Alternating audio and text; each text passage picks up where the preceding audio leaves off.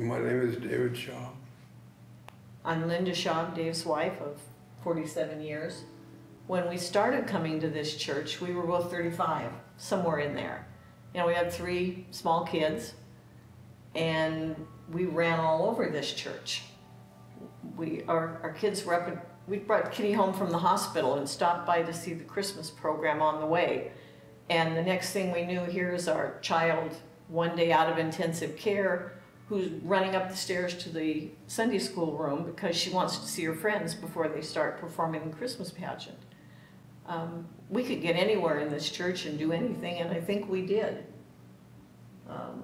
Between choir and stone soup and cooking and doing fellowship dinners and everything, we've been active members in this church. For the last 10 years, we've been the recipient of tremendous grace and joy. This church is really important in our lives. When I was 12 years old in the Baptist church,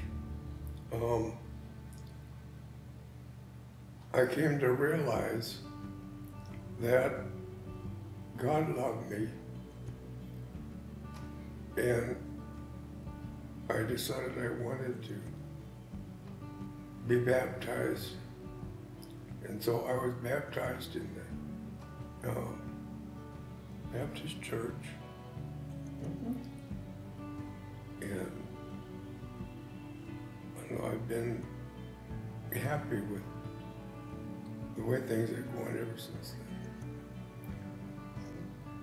It's been interesting to look back at some of these questions, things that we were to talk about, brought back some memories. And for me, one of the most vivid ones is laying in bed one night and this voice next to me that was not God, it was definitely my husband, said, I think we need to give more to the church. I want to give so much a month to the church. Well, Dave made it, I budgeted it.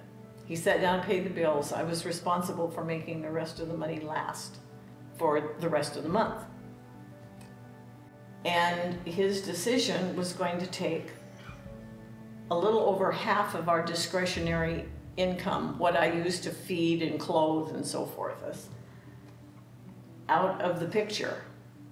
And I gulped and I cried a little bit and I said, well, okay, but do you realize? We sat down and talked about it and realized that tithing was a goal for us, and giving to the church was definitely a goal. And it took, what, about 1.5 years maybe before we reached that goal of giving, 10% of our net income, and it's been a blessing. There's something incredibly powerful in making that commitment to giving. I'll always be thankful that Dave. We've never been short since we've been doing that. Our church always has needs. Like any living organism, it always has times when there's greater needs than others. And right now, I think we're in one of those times because, and I'm not saying this just for us, but I'm going to tell it from our point of view. Sometimes getting to church is a struggle. 2 weeks ago, or last week, when we came to church, the rain was threatening. But we got out of the van, across the parking lot, into the lift, up the lift, into church, and then we wanted to go to fellowship hour. But it was pouring down rain. So Dave sat in the lift and got rained on, and I got him and then ran around to the bottom and then stood there in the rain holding the button down until the lift got down. And by that time we were both wet enough, we decided that we would skip fellowship hour and just go home. Then the lift at home didn't work. Yeah, we had problems at home too, but we got into the house okay. For this church to continue to be a warm, welcoming community, we need to offer not just the legal, yes, we're handicapped accessible, because with an aging population, and with more small children and strollers and things, we need to open our whole church I think, to everyone. We need people to be able to come into a warm, welcoming place, be welcomed as we were welcomed when we came back here, but to be able to access all the levels of the church.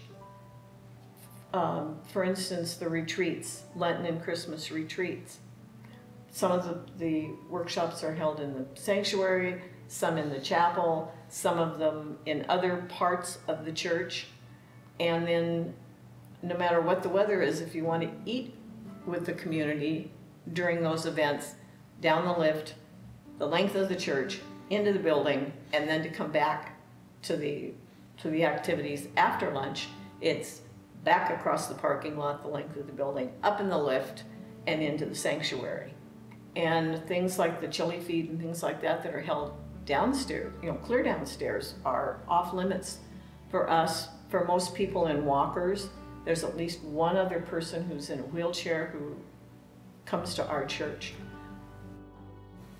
This is our church home, our church family. This is the place where we worship, but we say over and over that when God gives us himself, he gives us each other.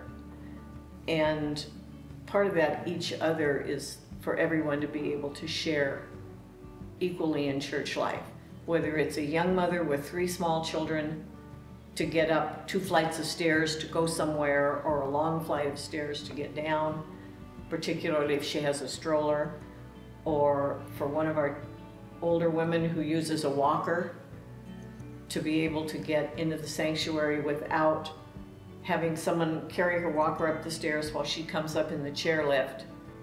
It's for someone who's slow moving to not feel like they're holding up getting other people getting into church or getting out of church.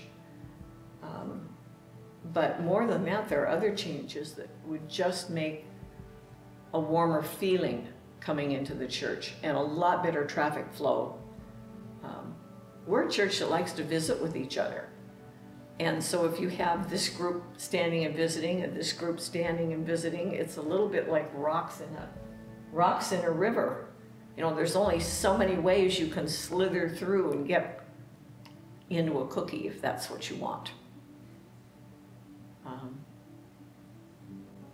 A home should be a place where everybody can share equally in the life going on in that home. This is one of God's many homes, and it's our home. I really would encourage people to get behind and support the project.